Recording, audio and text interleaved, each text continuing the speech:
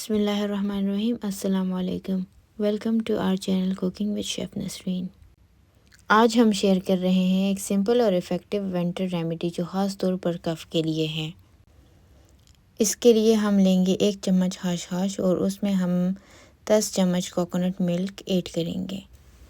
अब इसे अच्छी तरह से मिक्स कर लें ताकि ये यकजान हो जाए।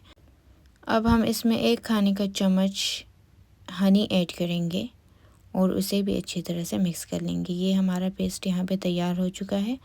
ये रेमेडी आप फ्रिज में 1 हफ्ते तक स्टोर कर सकते हैं। हर रात 1 चम्मच कंज्यूम करें। ये ना सिर्फ आपके कफ को सूद करेगी बल्कि आपकी नींद भी बेहतर बनाएगी।